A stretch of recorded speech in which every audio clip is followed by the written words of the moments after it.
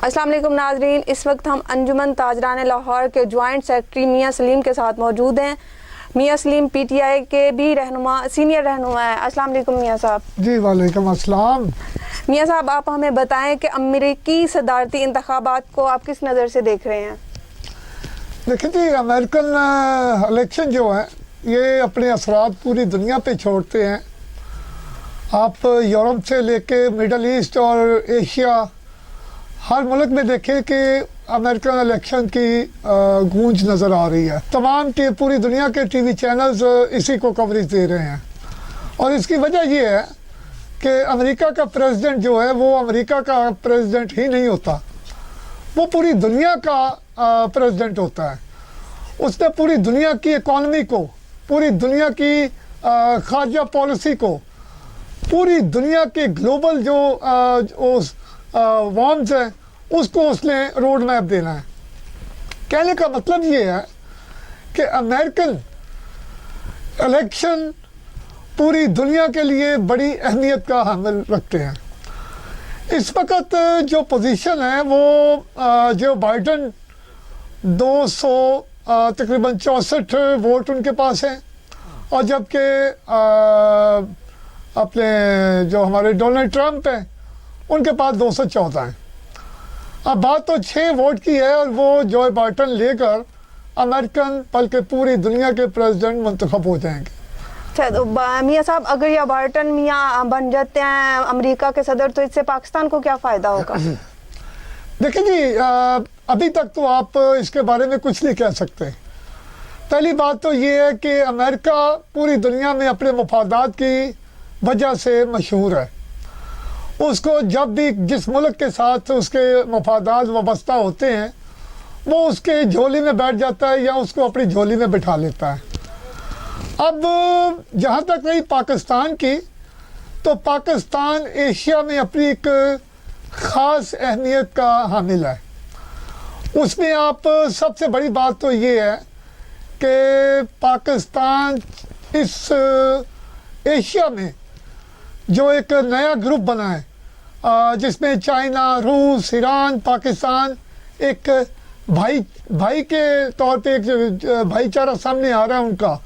एक पूरी दुनिया में एक खलबली मच गई इस ग्रुप से, जो कि अमेरिका के लिए भी सोच का बायस बना हुआ है, इसराइल के लिए भी परेशानी का बायस बना हुआ है, क्योंकि आने वाला कल वर्ल्ड लीडर चाइना है। अब चाइना अपने आप को किसी सूरत भी डाउनलोड नहीं करेगा।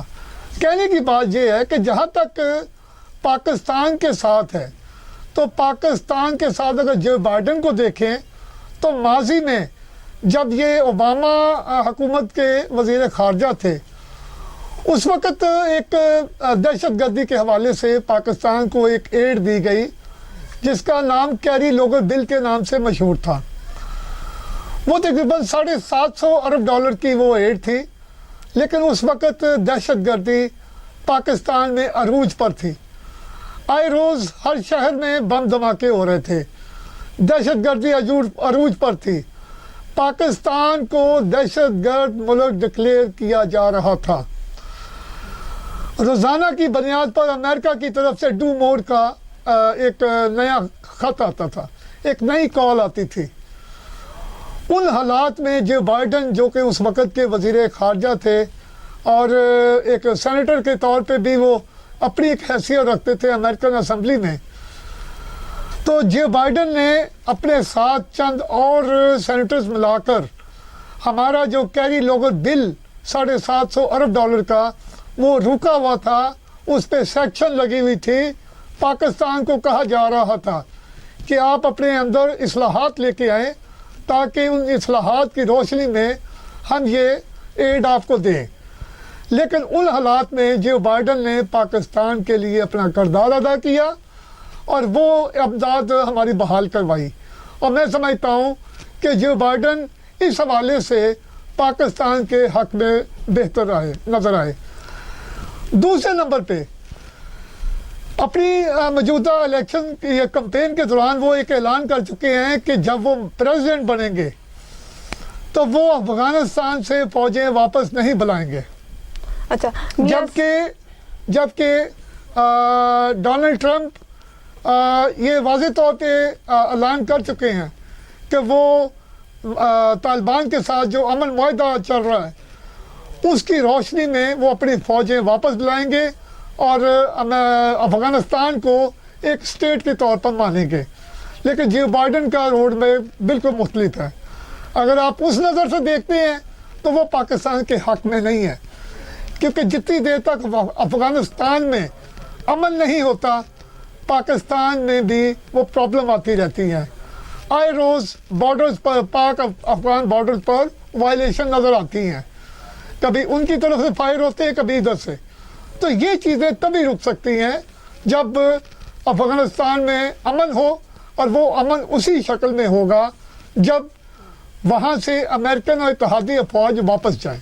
ठीक है मियां साहब, आप हमें कोरोना के हवाले से भी कुछ बनाया कि कोरोना ने अब दोबारा फिर मुल्क भर में, बल्कि यूँ कह लें कि अब दोबारा से उसने अपना जाल बिछाना शुरू कर दिया है, तो मुल्क के हालात जो हैं वो काफ़ी मुतासर हो रहे हैं, लोग भी। तो आप कुछ कहना चाहेंगे, आप क्या कहना चाहते हैं कि कोरोना के हवाले से क्या रद्द-ए-अमल होना चाहिए हुकूमत का? मैं अपने ये मेरा चौथा प्रोग्राम है इस वीक में। मैं हर प्रोग्राम में एक चीज़ वाज़े कर रहा हूँ ताकि लोगों के अंदर जो एक इबहाम है उस इबहाम को ख़त्म किया जा सके। बहुत सारे लोगों ने एक चीज़ आम फैला दी है कि जी लॉकडाउन दोबारा हो रहा है। मैं ये आपको बरमला कहता हूँ कि मुल्क के किसी हिस्से में लॉकडाउन नहीं होगा।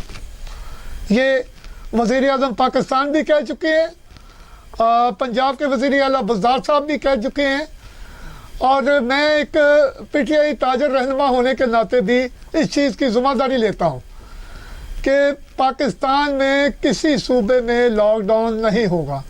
हाँ, जिस तरह इस वक्त केसेस बढ़ रहे हैं, अमवात बढ़ रही हैं, उस हवाले से एक चीज़ वाज़ेह है, उसका रोड मैप बना दिया गया है।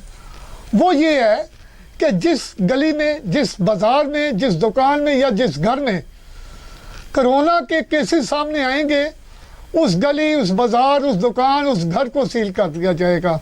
तो ये स्कूल और कॉलेज तो नहीं बंद होंगे दोबारा कोरोना की वजह से?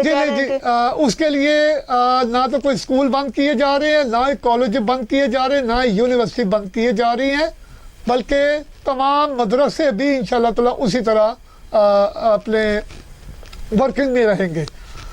दूसरे नंबर पे मैं पब्लिक से, अपनी ताजर बरादरी से गुजारिश करता हूँ, जो कि मैं पिछले कई दिनों से कर रहा हूँ, कि खुदारा अगर आप अपने हमसाया मुल्क भारत की तरफ देखते हैं, आप यूरोप की तरफ नज़र दौड़ाते हैं, आप अमेरिका की तरफ देखें, तो रोज़ाना हज़ारों लोग मर रहे हैं, हज़ारों नए केसेस आ रहे हैं।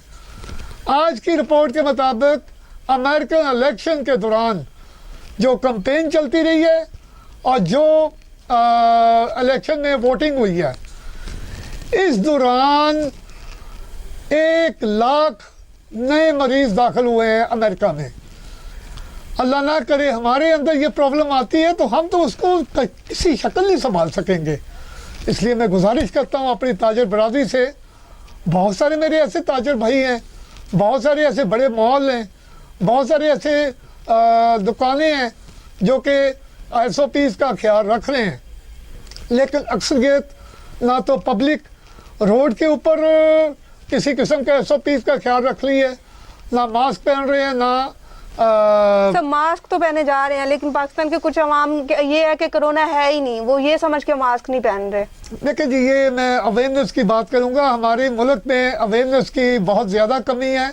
इसके लिए मैं गवर्नमेंट से कहूँगा कि इसके लिए एक कैंपेन चलाएं, वो प्राइवेट पार्टनरशिप पे भी हो और सरकारी सतह पे भी ये कैंपेन का हिस्सा बनाया जाए कि कैंपेन कंटिन्यू रहे, यानी कि 1-2 दिन कैंपेन चलती है उसके बाद बंद। ये कैंपेन तब तक चलनी चाहिए जब तक आखिरी मरीज सेहतयाब नहीं हो जाता। जी नाज़रीन, आपने सुना कि मियां सलीम ने कहा कि पाकिस्तान के किसी भी सूबे में लॉकडाउन नहीं होगा, ताहम स्मार्ट लॉकडाउन किया जा सकता है। कैमरामैन मियां इमरान के साथ नादिया जफर, स्टार 3 न्यूज़, लाहौर।